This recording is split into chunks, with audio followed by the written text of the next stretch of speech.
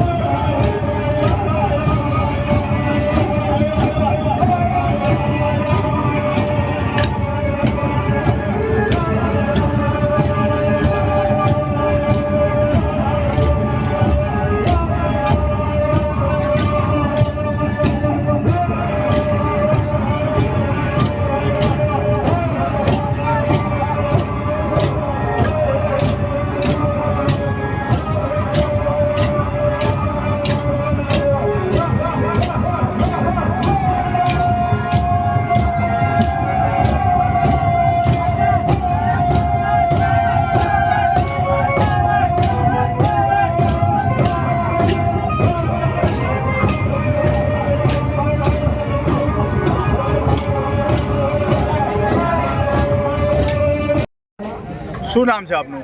મારું નામ રાજેન્દ્ર કુમાર હરજીવનભાઈ ત્રિવેદી. આજરોજ ઘેરૈયા ચૌદશ નિમિત્તે રાસ યોજવામાં આવ્યો.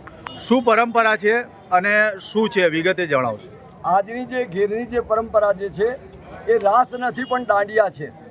અને હોળીના ઘેર નિમિત્તે હોળી નિમિત્તે બાળકોને જેને હોળીનો પહેલો જે બાળકનો જન્મ થયો હોય એની પહેલી હોળી હોય એને અહીં આગળ ઘેરૈયા તરીકે રમવા માટે લાવવામાં આવે છે.